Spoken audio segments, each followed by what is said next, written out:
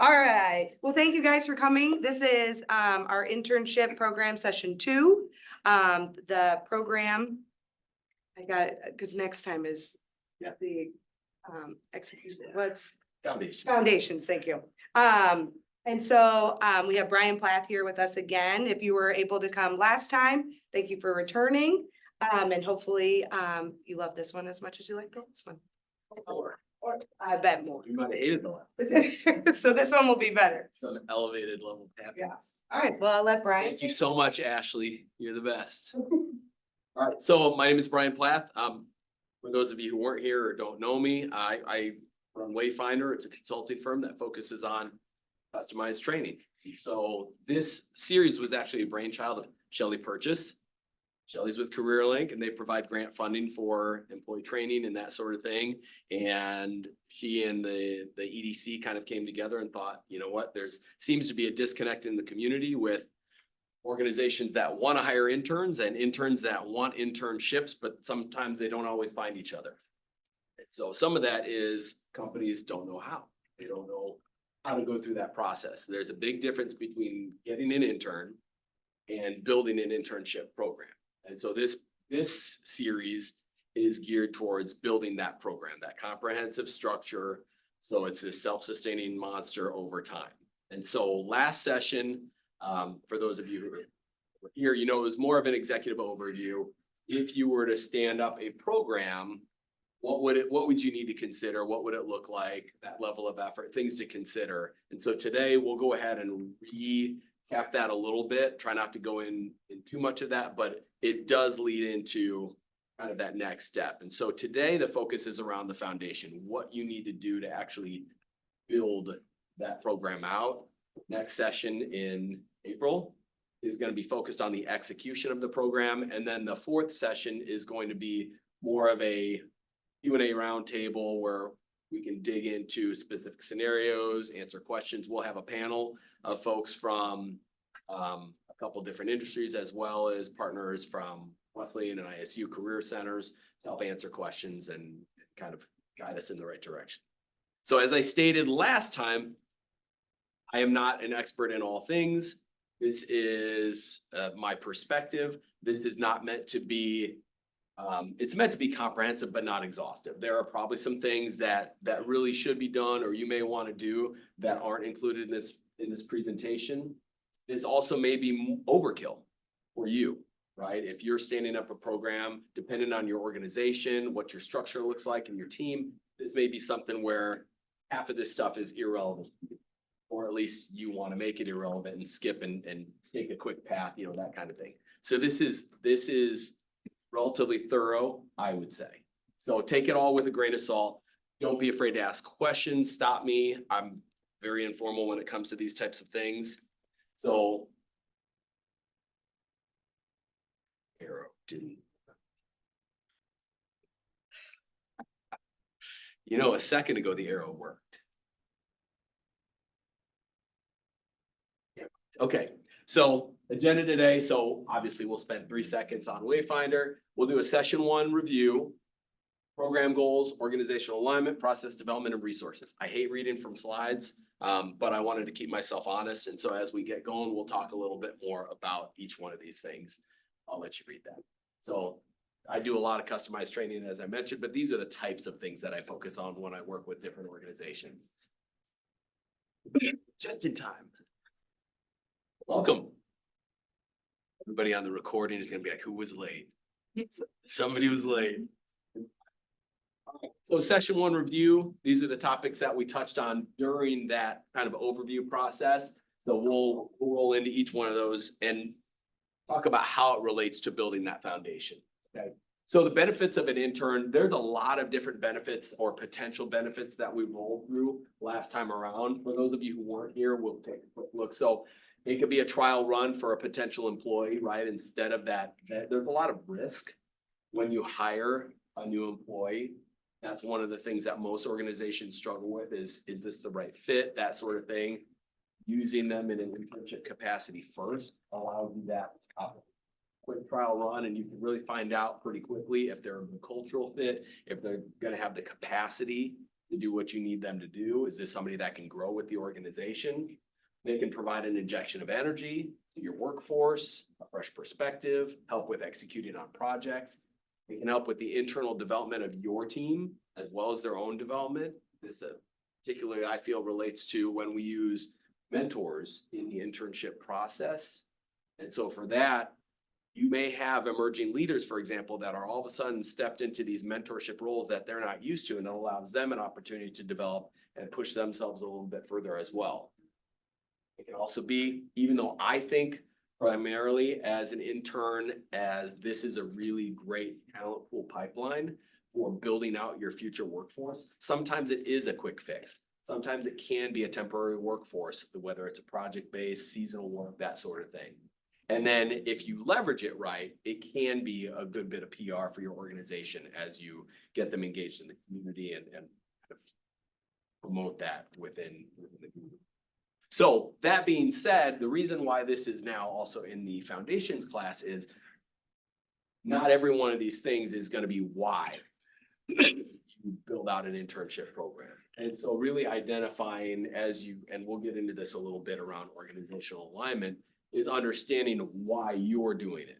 What are the benefits that you hope to get out of bringing on interns in your different departments and in your organization? Any questions? I probably won't ask you if you have questions after every slide, so please raise your hand. You don't need to raise your hand, just talk. Needs assessment. So this slide, we talked about a needs assessment and company capacity. So the two elements there, from my perspective, are you've got to understand what your organization needs, and we'll get into that a little bit. But that goes hand in hand with company capacity. You can sit here all day long and we need this, we need this, we need this, we need this. You still need then people on the tail end to go ahead and facilitate this program. People to go through the recruitment process, you need an executive champion depending on the size of the organization. You need somebody who's going to mentor these folks, who's going to help with the feedback process. And so it's very easy to talk about your needs and this is what we're going to do and it's going to be awesome. But if you don't have the internal bandwidth, if you don't have the internal skill set, there's work that you'll need to do in preparation for that to make sure that you're ready to launch this program. So again, when it comes to the needs assessment, some of the outcomes that I look at are, number one, what are your program parameters? And we'll dig into that a little bit. Oh, never mind, I lied. Program parameters, we will later on when it comes to program goals and organizational alignment and things like that. By program parameters, I mean things like, how much are you going to work the interns? How much are they going to get paid? Are they going to be working on particular projects? Are they going to have access to certain levels of data? Things like that. There's all different things. How are they going to be reviewed? How are they going to be recruited? All those things matter when it comes to figuring out consistency and how you want to set up this program. There's a lot of different variables and it's very easy to just go ahead and we're going to get an intern. Let's call the university. We need somebody. And then you don't know anything about how you're going to use them, how you're going to pay them, what benefits, what materials, what kind of workspace should they have? Do they have a different dress code? Are there different expectations around running team meetings and company functions and things like that? How long will the internships be? I feel like there's this typical mindset when it comes to internships where it aligns often with the academic calendar. It could be a summer internship. It could be whatever when it comes to that sort of thing. What we talked about last time is flexibility. If you find that with your organization, you don't want to bring on a 3-month intern because by the time you get them trained and ramped up, it's time for them to leave and you're not receiving nearly as much benefit to it as they are. Have a year-long internship. Have an 18-month-long internship. There's nothing saying you can't structure this to your needs. It should benefit the intern, but bottom line is there should be a benefit to your organization as well. What will pay and benefits look like? I know there's always questions around things like, you still do unpaid internships. What about course credit and things like that? In general, for course credit, that's incumbent on the student to kind of generate and say, I want to do this. It's very easy from what I understand. When it comes to the employer, there's just more of like a sign-off type of thing. You don't have to do all the research. You don't have to do all it. If they want to receive credit, they can go ahead and make that happen. Right? When it comes to unpaid, there are very specific criteria with the federal government. The general rule around unpaid internships is, does the internship primarily benefit the intern? And so there's maybe 7 criteria that, and it's not all of them, they don't all need to be met or any one, but it's things like, are you using them to complement work that's being done by a paid employee, or are you using them to replace work being done by a paid employee?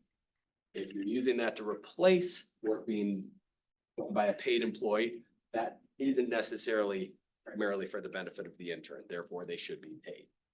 And so there's certainly opportunities for this, and it depends, does it align with their coursework, you know, things like that. So it's still possible to do a paid or an unpaid internship. You just gotta be careful, quite honestly. Look at those guidelines and make sure it makes sense.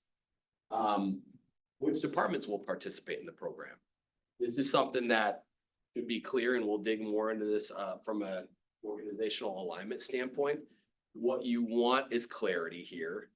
Not every department within your organization will need interns, right? Maybe the way they're structured, maybe the work that they do, it just doesn't make sense for them. That's fine. There may be some that, you know, maybe once a year they need interns versus another department, they need fresh interns every, 3 months because they're doing more project-based kind of sprint work, that sort of thing. When it comes to that, the reason why I ask for clarity there is because at some point in time, you know how it is, regardless of how much you communicate to people and give them an option, right, to put in for this program, for example, you'll have departments that are not participating later on down the road. Why don't we get an intern? Asking those questions, complaining about the program, things like that. So the way these programs are run can be a really, really great thing for your organization, but it can also be a PR hassle, an employee, a morale hassle. And so clarity around what you're doing and then strong communication around that, the communication side, that is critical to make sure that you're kind of nipping those types of issues in the bud, because they will happen, right? People are always going to complain. Scheduling, remote versus on-site, that sort of thing. Those are again are more of the program parameters, but getting specific around that type of work, understanding what the expectations are of these interns, what level of work, project work, what access will you provide? I mentioned that a little bit. What will their work environment look like? Those are all important things to think about, because if you don't think about them in advance, I guarantee you when they show up, okay, what are they supposed to have a certain dress code? Are they supposed to bring their lunch? These are all things that should be handled ahead of time so they can be included in the expectations when you're bringing them, when you're interviewing people and going through the selection process, but also the onboarding process. Company capacity, again, I believe this goes hand in hand with the needs assessment. You've got to understand how you're positioned to manage a program like this. So what are your hiring needs at this point in time? Once you go through that needs assessment and you're looking at your organization and understanding what you're capable of, what hiring needs to happen? Do you have all the people in place? And maybe they're there, but they're just not in these roles. Do you have the personnel to handle this? And that's great if you do, but then that next step is, what kind of training is required for those folks? Just because they're there and they're within your organization doesn't mean they know how to be a strong mentor. It doesn't mean they know what's going to be required to go ahead and be a liaison for this program. What do you expect of your executive champion? What do you expect of, if it's HR, presumably it is, that's handling the recruitment process, that's handling the selection and the application review, that sort of thing. Talked about onboarding, training, and development. That's something I'm obviously, based on what I do, I'm focused on training and development, but I think we often miss the boat when it comes to onboarding. I consider that one of those first impressions, even the impression law that starts in recruitment and the application process and everything. But you come in as a new employee, a new intern, and there's no expectations there. If the organization isn't ready for you, and you walk in and there's no paperwork, they don't know what to do with you, they don't know what kind of work to give you, then you're kind of lost, you're feeling undervalued. I had a, and I may have talked about this last time. I went to work for a company This was even within the last 5 years. And I showed up day one and I walked in and it's like, I didn't even exist. I walked in and I'm like, hey, that's it. And so then I'm like, you have paperwork for me to fill out. Like, there's always sexual harassment training. There's always like, direct deposit forms, insurance, things like that. And they're like, I think so. I'm sure we got a packet here somewhere. I'm like, okay, where do I work? Do I have a laptop? No, you got to go buy one, that kind of thing. And the good thing is that, at that point, I've been in for decades, right? So I know the things to expect as an employee and I know what I need to do. But imagine as an 18-year-old kid who goes in there, they don't know. They're already lost. Just stepping in the door, they're lost. And then that's the environment they want. Seeing the opposite of that, I worked for an IT consulting firm out of Chicago where they developed over time, right? To get this right, they developed a 2-day onboarding where they would, no matter where somebody was coming in from, it could be California, New York, bring everybody in. They would do this maybe once a quarter. And they would onboard everybody. And it was anything from breakfast with the president, where he would come in and talk about the history of the company and the culture of the company and answer questions and get to know them. Each department would come in, talk about their role, talk about, points of contact, how they support them, how the different departments work together. IT would connect with them and make sure that they were set up on their computer with their email access, with their phone, with voicemail, all these things. There would be opportunities to meet other coworkers and connect and learn the office and learn access and what are the expectations of you while you're here. And so that, and we would get rave reviews from people who had certainly, and specifically people who had been working for years, because you have that perspective. You know what bad onboarding looks like and you know what good onboarding looks like.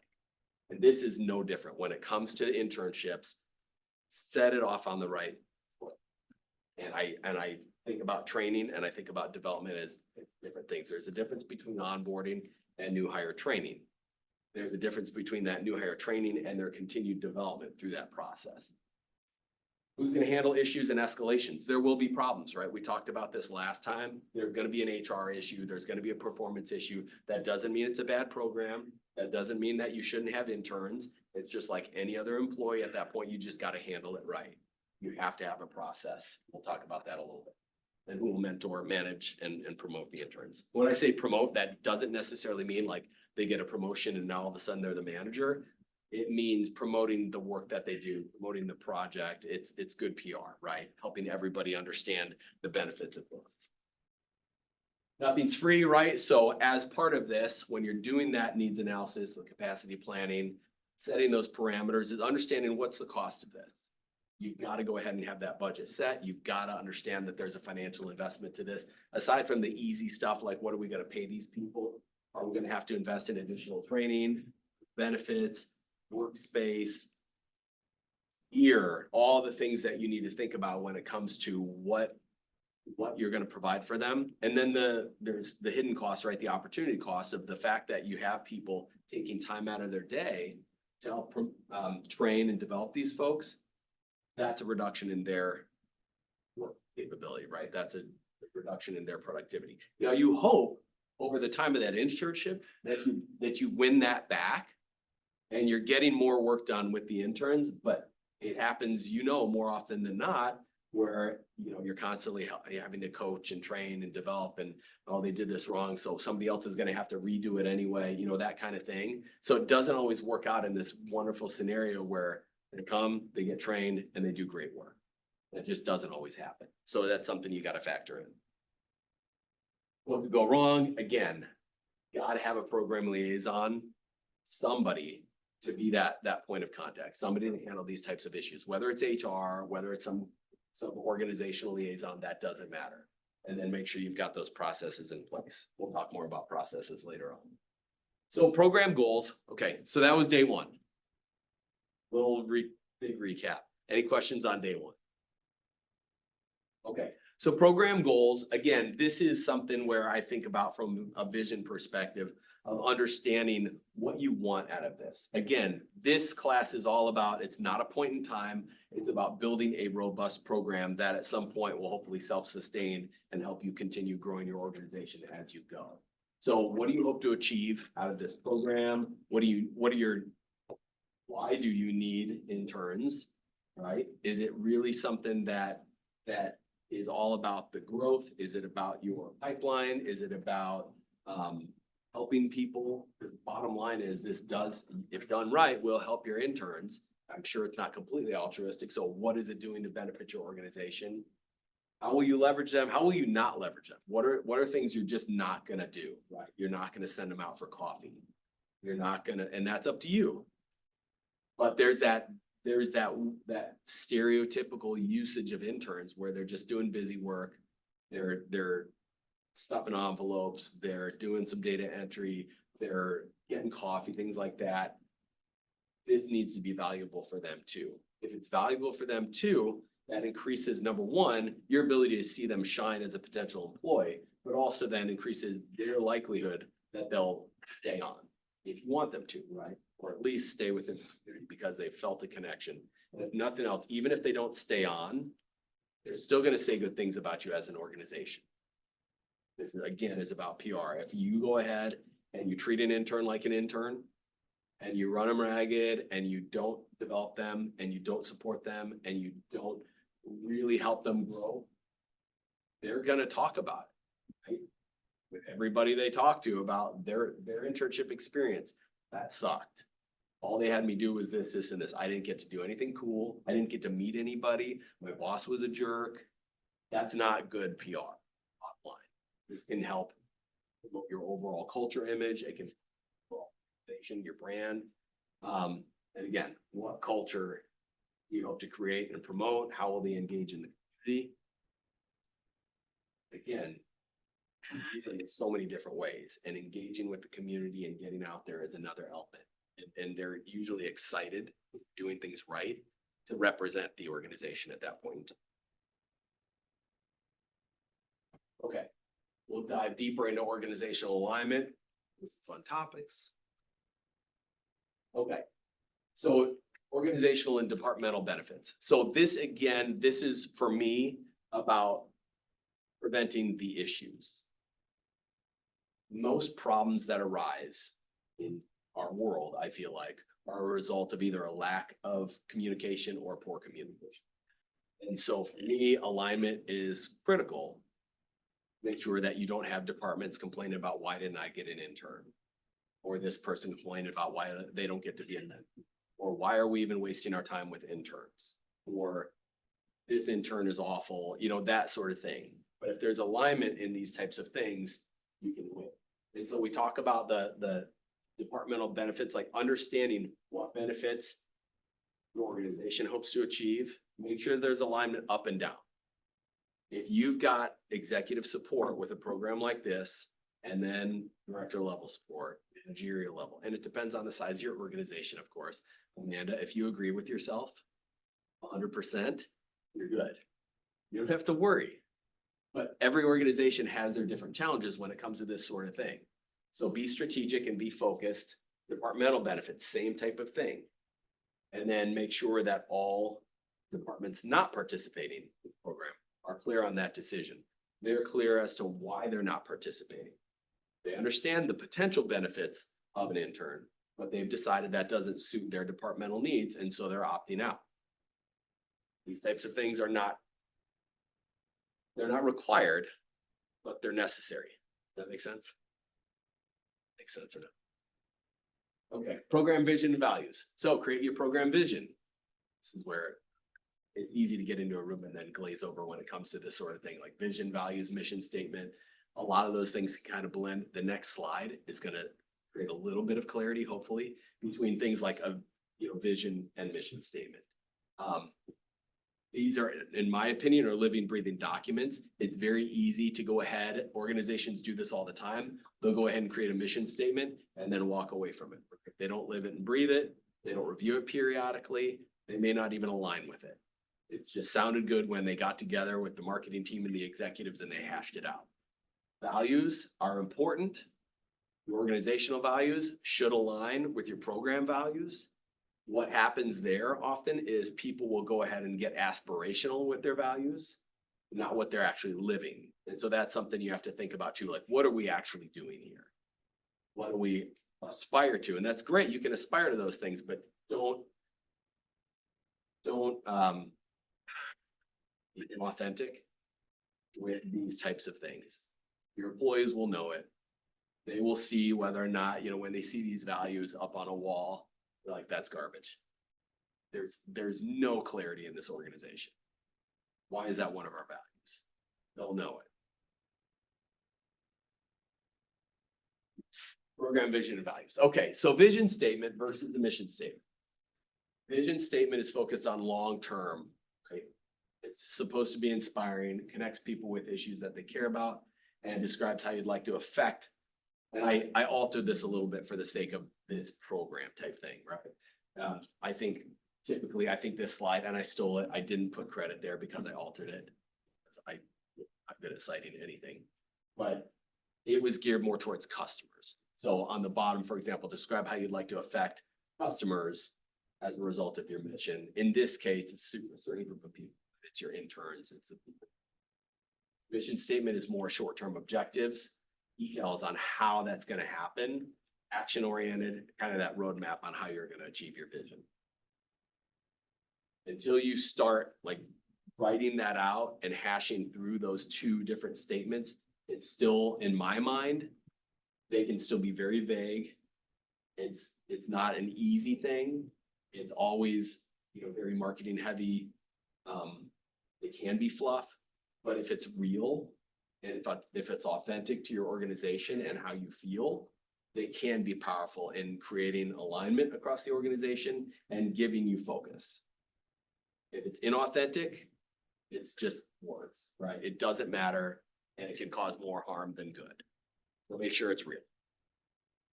Roles and responsibilities, again, clarity is key here. So ensure the roles are clearly defined and assigned. Key stakeholders and defined roles clearly understand their responsibilities. Ensure that it's easy to go ahead and assign a responsibility. It's easy to assign your mentors, your liaisons there. Not everybody addresses, what about your employees? What about just your general employee base? When you bring in a new employee, you bring in an intern, what is their responsibility?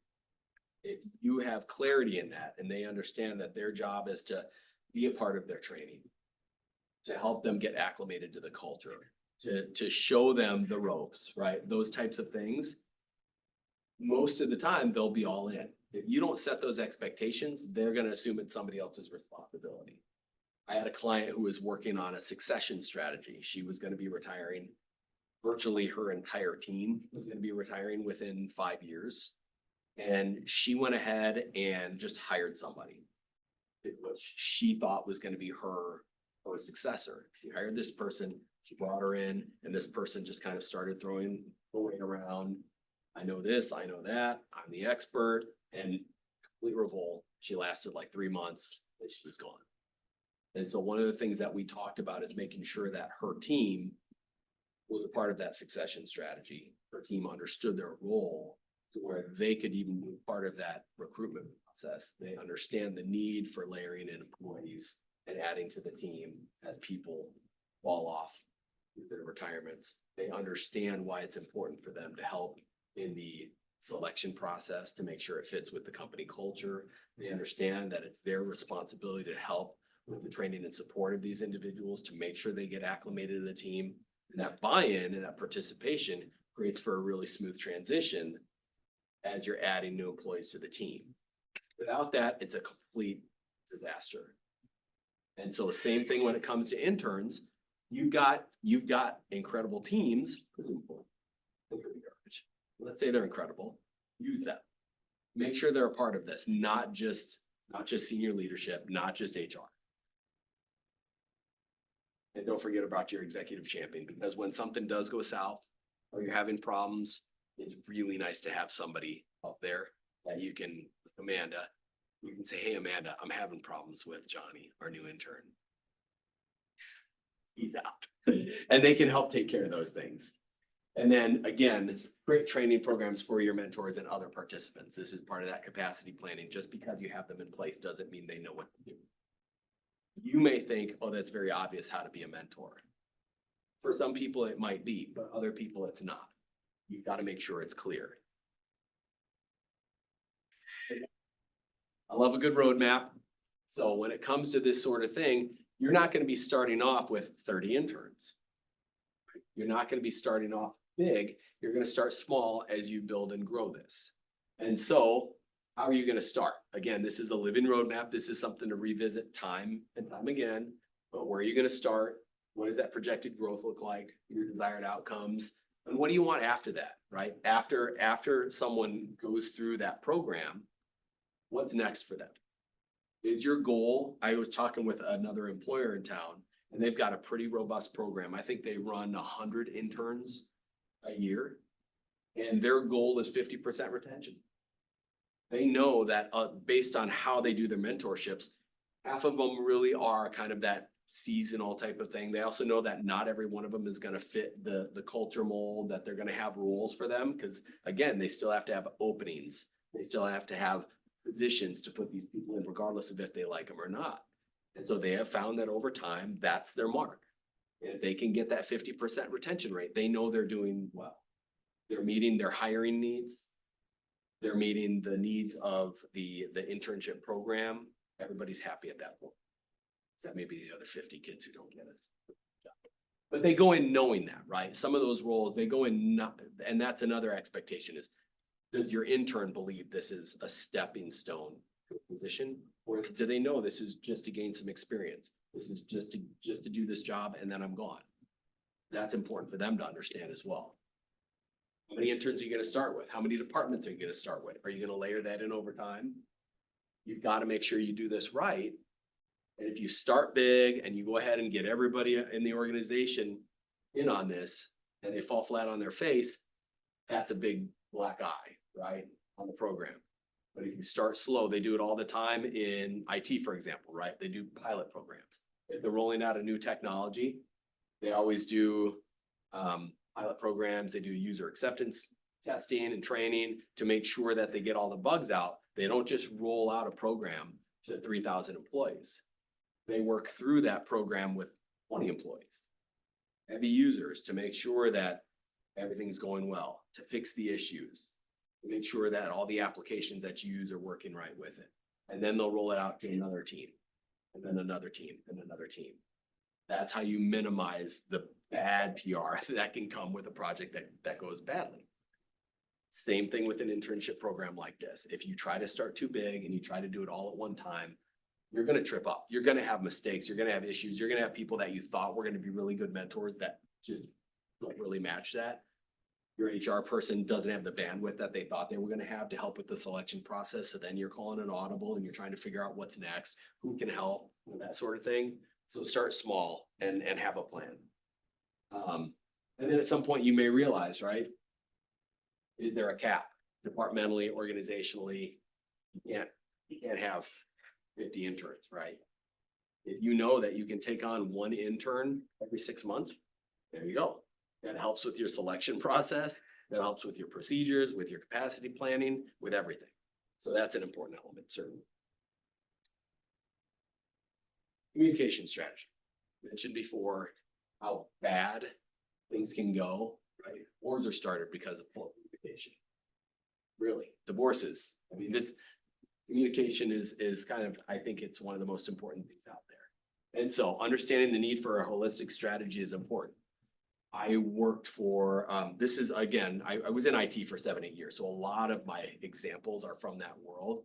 I worked, one of our clients, they went ahead and basically they had provided kind of unfettered access to the internet for their employees. So on your lunch, maybe you're on Facebook, things like that.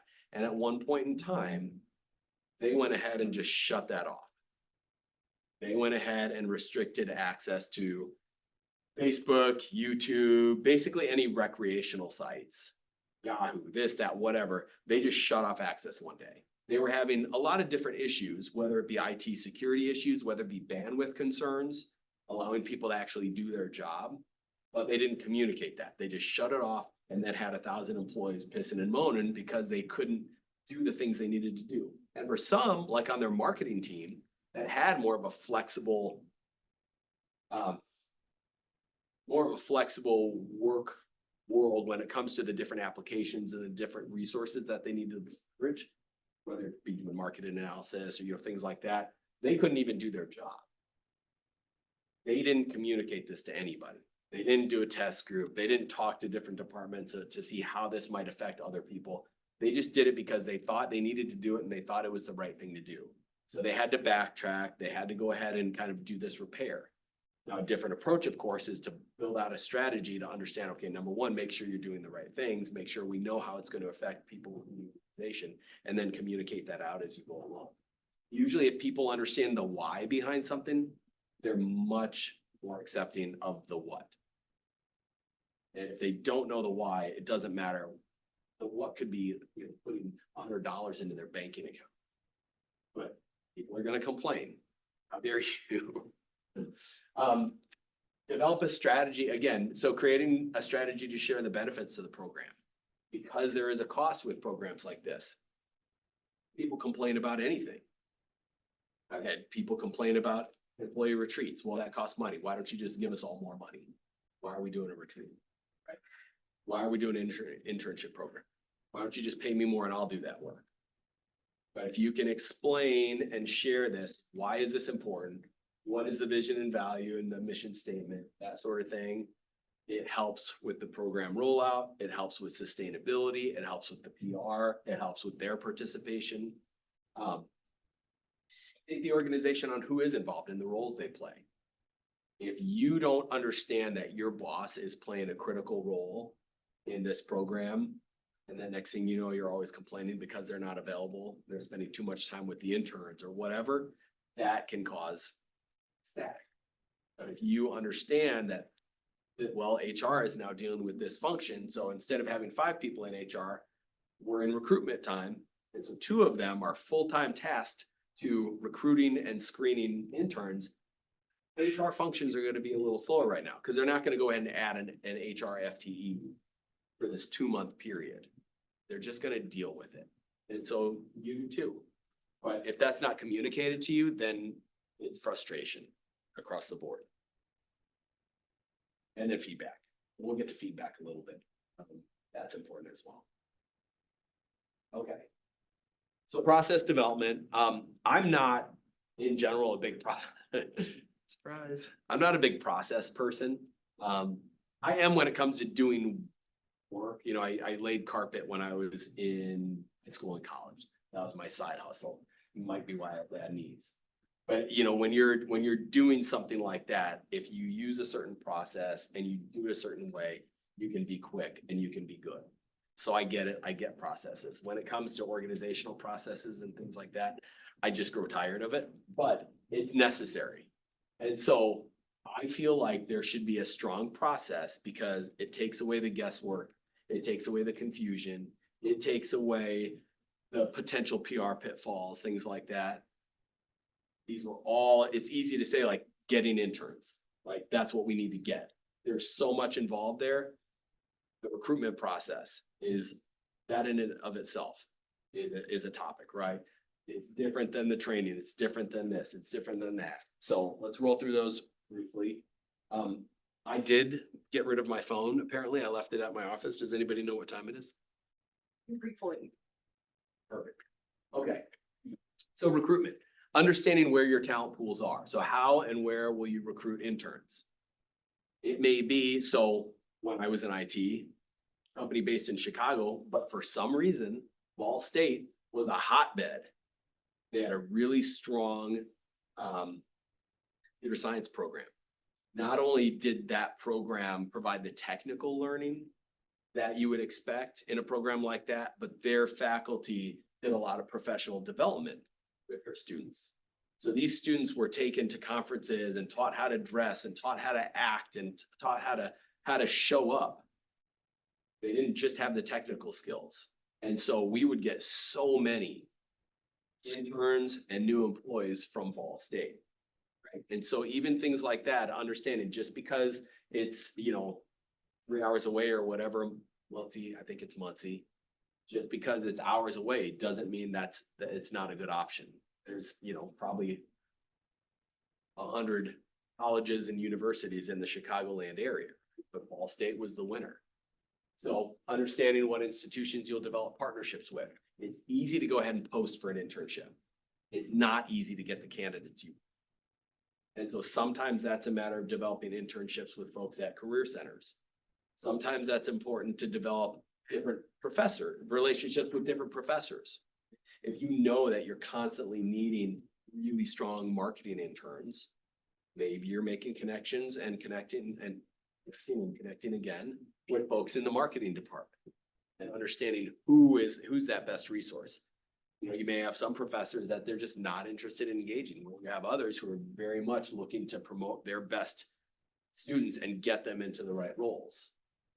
What geographies will you focus on? If this is all about employee pipeline, for example, do you really want to be pulling interns from 2 states away, knowing that you won't be able to offer them the type of job that's going to get them to move here long term? They might come here for an internship, but are they going to come here for a job versus somebody who already lives here? That kind of thing. Or maybe you do have, maybe it's maybe it's data science, right? And there's the jobs are there, but there's just a few candidates, and that, well, there's a really good data science program at Central Michigan, and that's it. That's our candidate pool, and we're just going to have to do whatever we need to do to recruit them. So it depends on the role, it depends on the organization, and then create that recruitment strategy. How are you going to engage with not only the universities or the different talent pools, but how are you going to engage with the potential interns themselves? Application process. So you've got your standard employee application probably, or maybe you don't, but should there be a different type of application for the intern program that's going to more clearly set expectations for the intern, that's going to provide you with better data when it comes to screening those candidates? How will you receive them? How will you process them? Who's going to screen and review those? Depending on the department, depending on the role, that may be something that can be left completely to an HR person to go ahead and do that.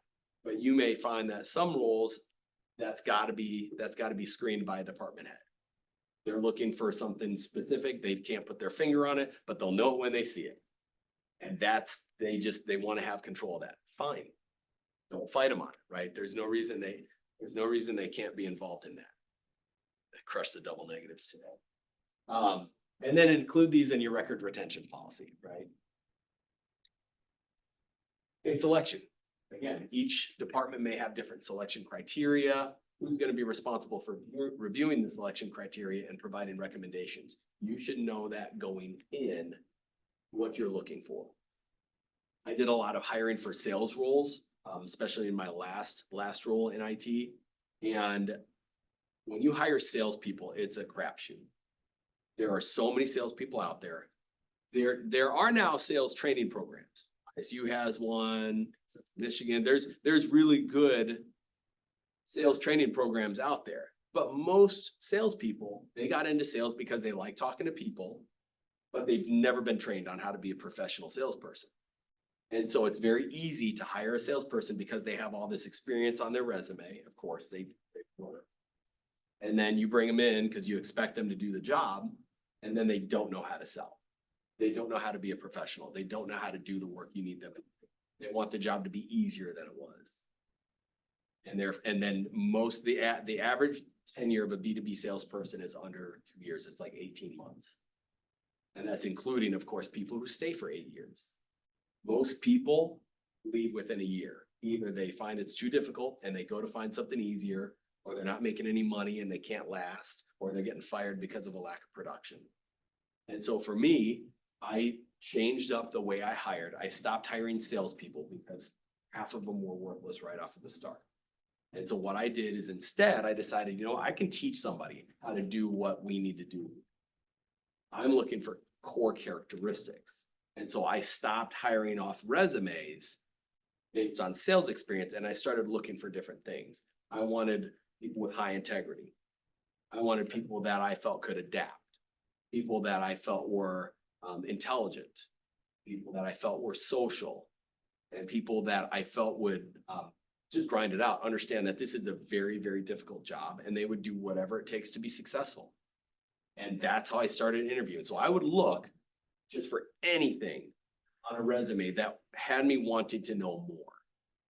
And I would see something, a little tidbit, like this one person worked in a field campaign for a political candidate. I guarantee you they were going door to door. If they can go door to door, they can go phone to phone, right? And so that's somebody I want to talk to. So the person played soccer. It's a team sport, right? And as soon as there were other things, other reasons he was recommended. But in that interview, I asked him about soccer. He played center back. I play soccer, I play center back. I know it's a position that requires a lot of communication, a lot of responsibility. And so right off the bat, I knew that this was someone that could do what was required on the team. It turned into the most communicative, collaborative team I've ever had. All remote. This is pre-pandemic. Everybody was on video at least twice a week, and we crushed it. Everybody trained each other. Everybody supported each other. Everybody grew. I'm no longer at that company, of course, but I mean, some people are. One guy's a COO of a tech startup. Another one's a director of sales for like Liquid Death. I think you've probably seen the cans. Another one's a director of customer success up in at a marketing firm up in Chicago, and they've all just continued to be successful and grow. And it was because of that group, the group dynamic that we built, right? They did it together, but it was based on the selection criteria, not just of like, you look like you can sell. And so that's important. That's important to think about in advance, quite honestly. Who's going to be responsible for interviewing the candidates and candidate selection? What does that process look like?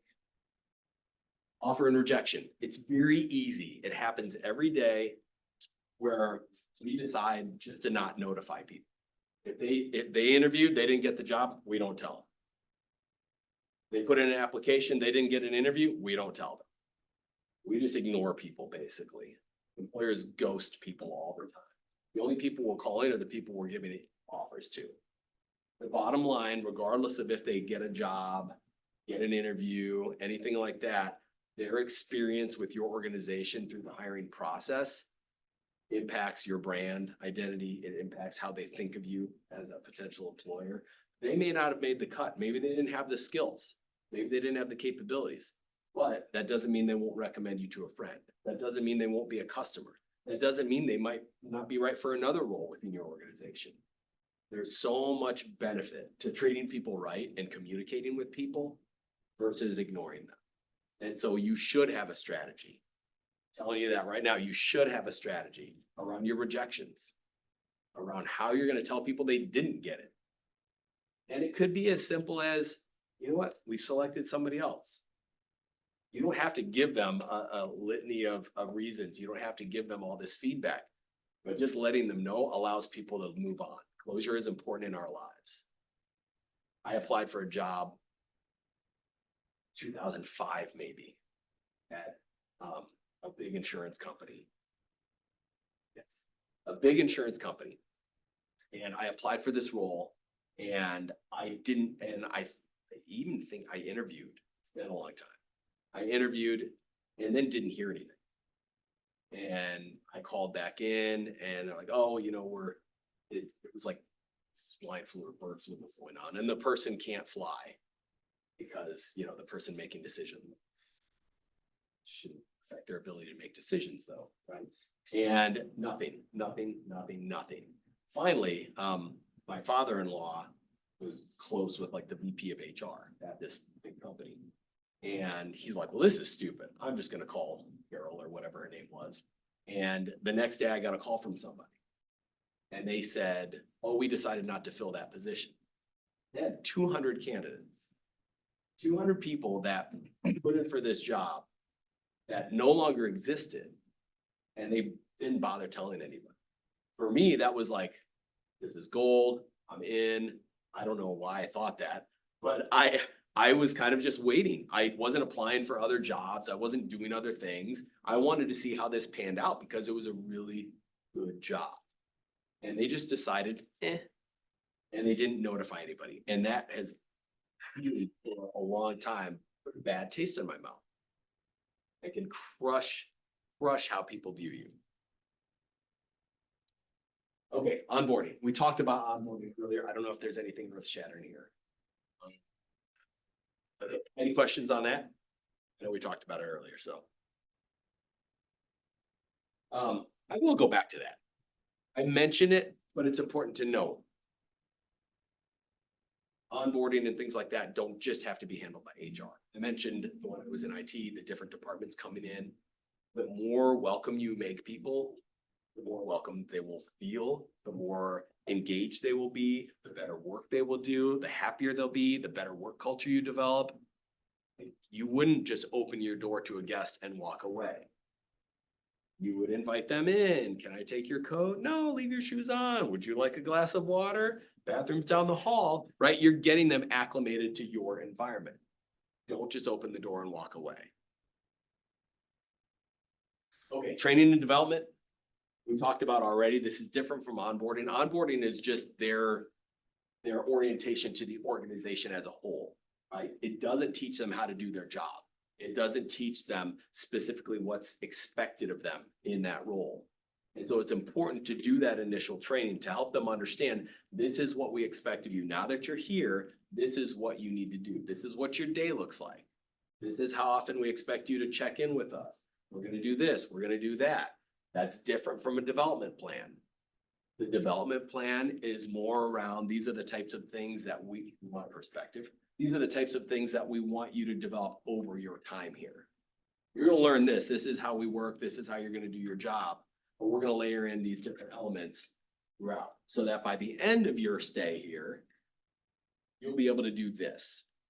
You'll have this knowledge. You'll have these connections within the organization. Who's going to be responsible for that? Make a daily commitment to their development. We all get on kind of our little hamster wheel and we get busy with our day and we get busy with our week and our month.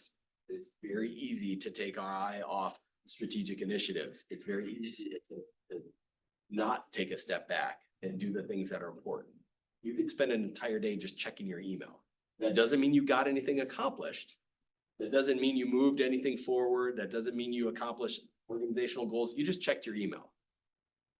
And that's tough that that's just a part of our world. But there's so many ways to be ineffective in our jobs. So you've got to be very purposeful with this and not only make a commitment to your interns around their development and their productivity, but also to yourself. I don't think we need to talk about why a comprehensive development strategy is so important, do we? Who disagrees with that statement? Okay. All right. Feedback is, again, one of those things. Sometimes we think because we're not hearing anything, that there's no complaints, right? Everything's fine.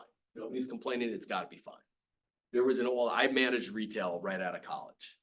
Staples. That's my first college gig.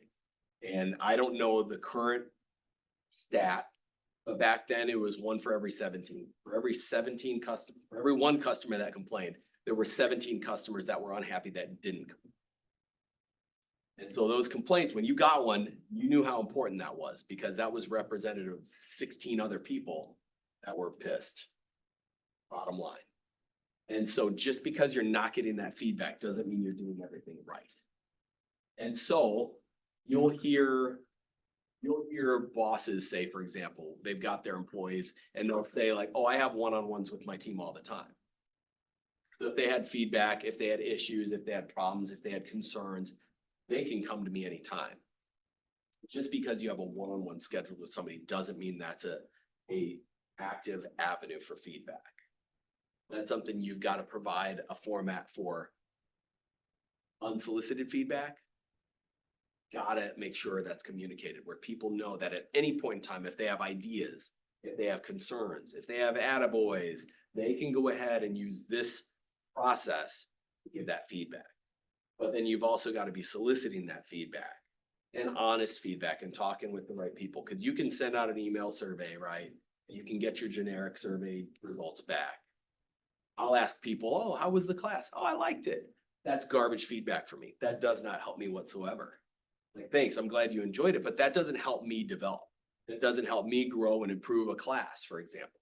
But if somebody says, hey, I really liked it, but I feel like, you really beat a dead horse with this section.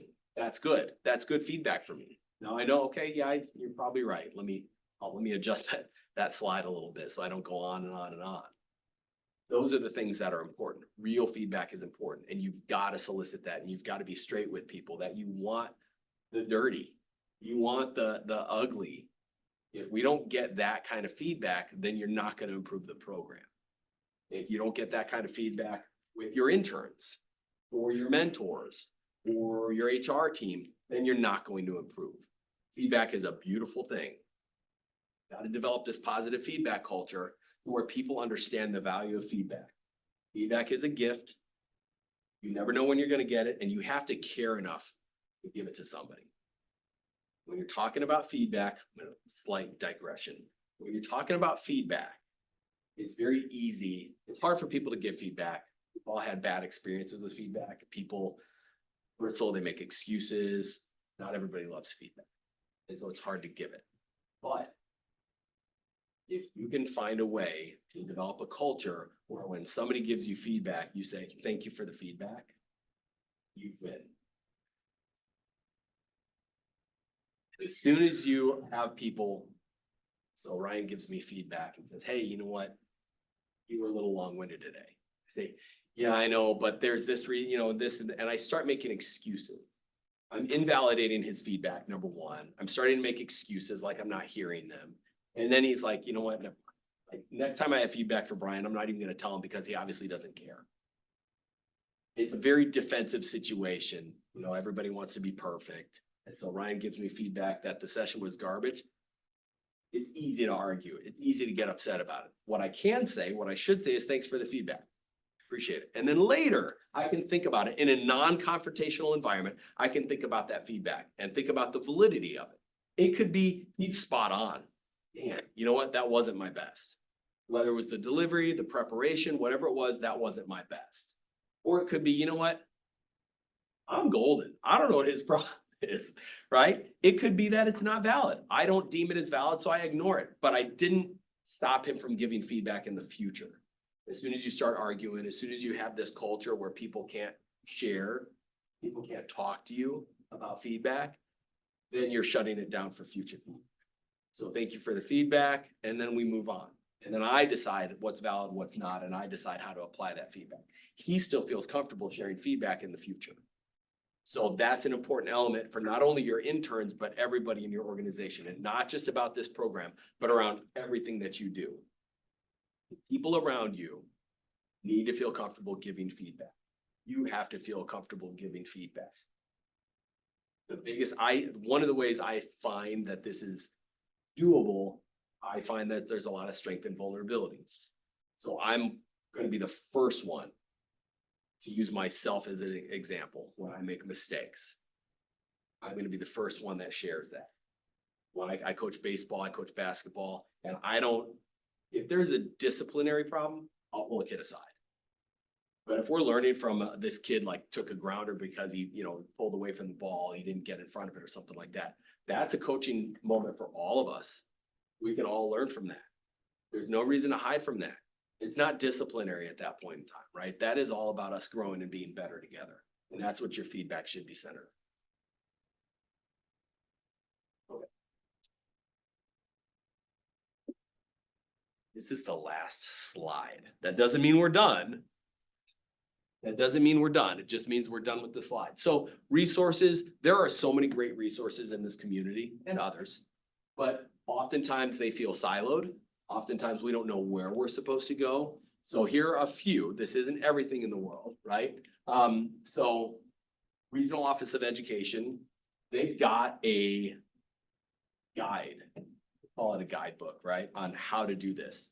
Basically, this class, but expanded. And that's currently being revamped, right? And so, now that I'm done with Act 309, I think I'm gonna help with that and contribute and make sure that it's comprehensive, make sure that it's a good resource for the community. McLean County Chamber of Commerce, number one, they'll have recordings of this, but it's easy to use this organization as a resource. I had a ISU professor come to me. He wanted to go ahead and help grow a particular program. He reached out to the chamber and they reached out to me. Without that, we would have never connected. So even just from a networking perspective, organizations like this are beneficial for that. I put Andy on there because she's gonna sit in the last session, but anyone at ISU's Career Center, Wesleyan's Career Center is a little bit smaller. So it's basically at Zajac. That's AJ. And Warren Kistner is over there. All you have to do is call over there and say, hey, I need an intern. Hey, I need help and I want to make sure I'm setting up my program in the right way. What do your students expect? There are people that will help you, and Wayfinder, of course, card afterwards. But there are so many resources out there, probably a dozen more that aren't on this slide. You just have to ask. You have to find the resources. It's not all gonna fall at your feet. And so bottom line is this program, this class is not about all the answers. It's hopefully providing a little bit of unveiling as to these are the types of things that you need to consider. Because it's very easy to do something quick. It's very easy to go ahead and just, hey, we need an intern, let's go get one. But if you want something that's sustainable, if you want something that is potentially organizational changing, then do it right.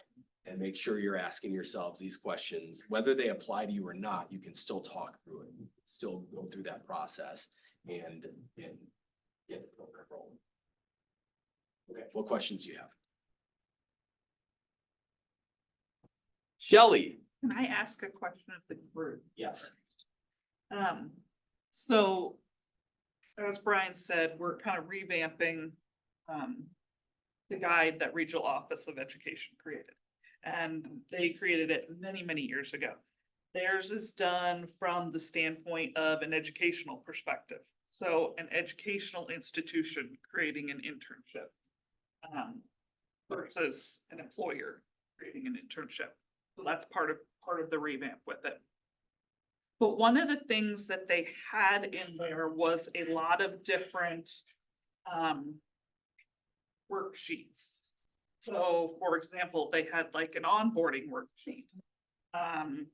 They had an employee review type of worksheet. Is that something that any of you would feel would be beneficial to have part of that? I think it'd be good, like if someone doesn't have it, it's a tool to help create it, or if they do have it, it's a good like comparison of what they have to make sure it's like fitting to everyone.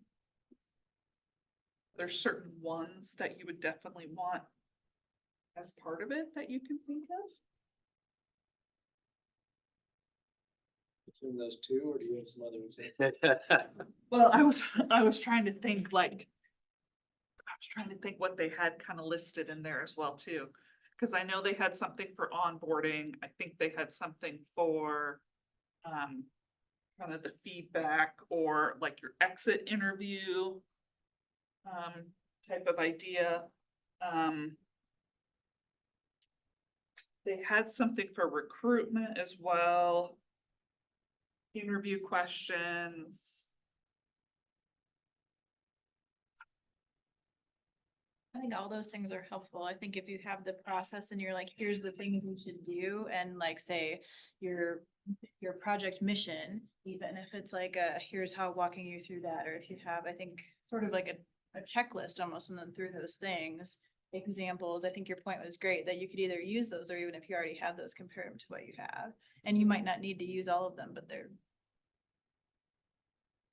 I think systematically, I'm working with an organization that has a long-established internship program.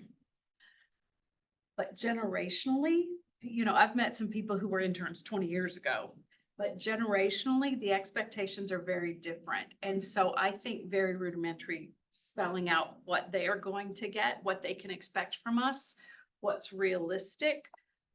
Those kinds of basic things would be very helpful because, you know, our HR department is looking at it going, you can offer them X, Y, and Z. And some have maybe worked with us on short-term or temporary summer basis, and just giving them a bigger picture that way would be helpful from a neutral party versus our HR department. Yeah, I think sometimes starting a document, for example, is one of the hardest things to do. Once you have like a draft, I think then we all know like, well, I need to change that, I need it, but putting that first draft out there is, I think, the most difficult thing. So I think that's why more and more people use ChatGPT. They can get that first draft out of the way quickly. I think that- Question.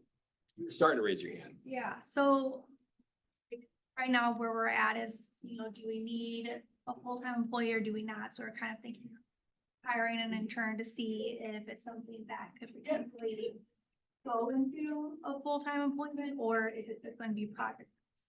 But with us not knowing that in the beginning, toward the end, we're gonna need to evaluate, okay, is there a need for it? And does that person that's been filling the role, could they be brought on?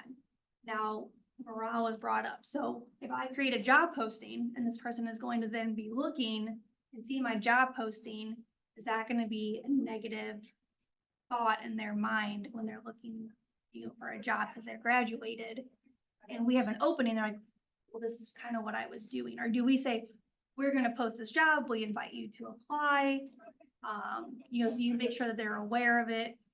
If there's not, then finding out on the backside. Talk about it. I think that when I'm meeting with clients, they're like, well, I've got this issue. What should I do? Talk about it. And so if you set the expectations, they're completely clear, like this is not one of those things where you're gonna do this internship and then that moves into a job. You're doing this internship, it's very valuable for us. You, at the end of this internship, if we think there's a need to turn this into a full-time position, we're gonna go ahead and do a posting. And if you've had a good experience and you'd like to apply, that would be great. And then we'll go ahead and evaluate all of our candidates. And that's fair, right? That's all they could ask for. That's all you could ask for.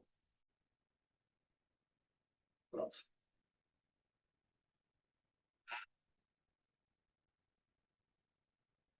That's it?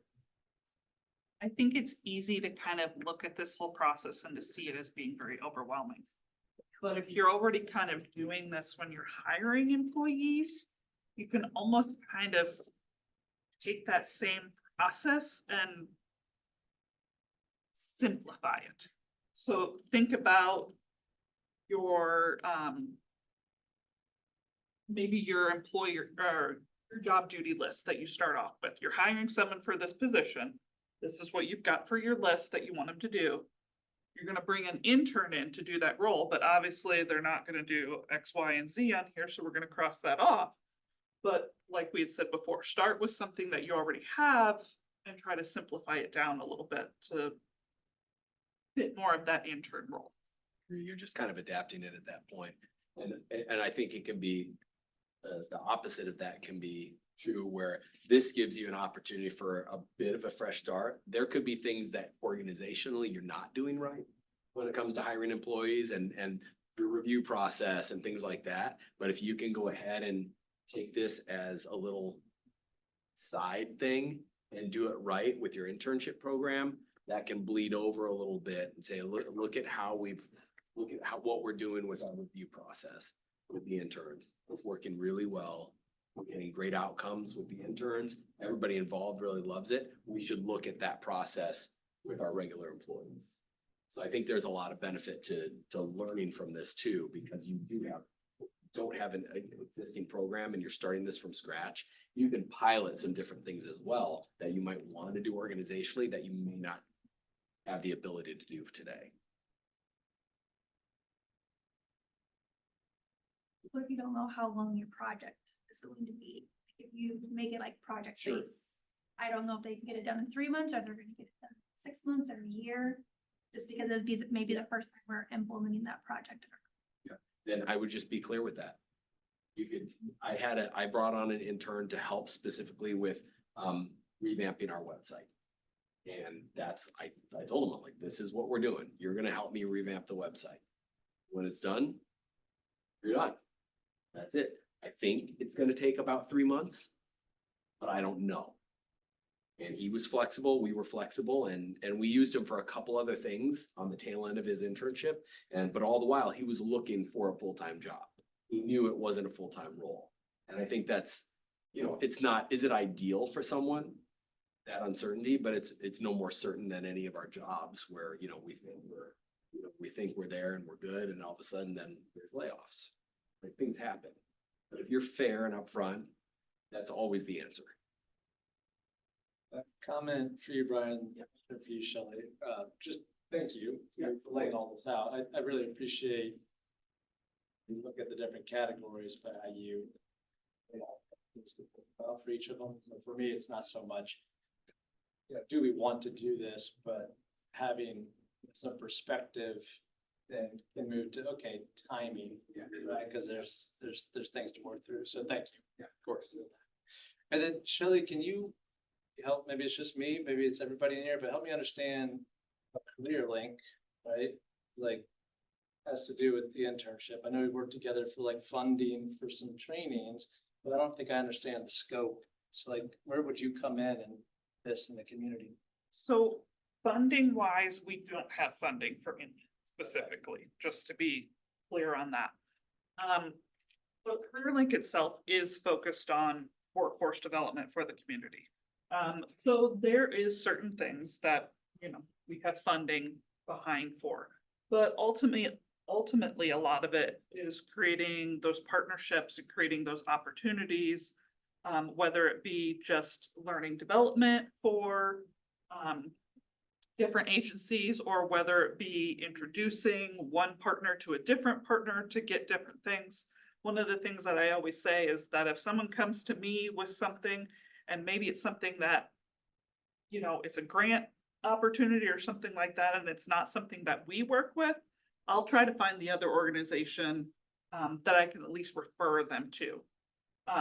So we do a lot in terms of partnering with the chamber, we're partnering with EDC, partnering with Wayfinder, community colleges, everything that we can to just kind of encompass everything in the area that benefits workforce.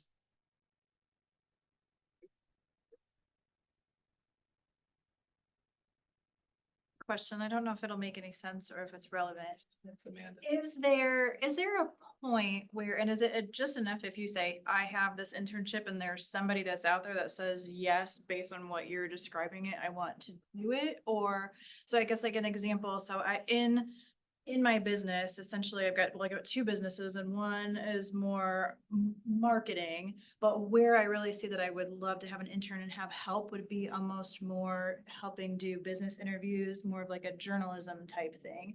Is there a point then that intern says, well, that's not your business, it doesn't make sense? Or if I say, here's essentially what I'm looking for that person to do, does it align? Am I saying that so it makes sense? I think as long as the expected roles, the company, what you do means nothing, right? Like, let's say the Chicago Cubs need to hire an intern. Not one person that gets that internship is expecting to play baseball, right? And so they might be working in ticket sales, they might be in marketing, they might be somewhere else. And so I wouldn't worry about that, quite frankly, as long as you're clear with the role and what you expect them to do. And then you're having that conversation with a career center to say, listen, I know I'm a marketing company. I don't need marketing help, right? Maybe it's a journalism student.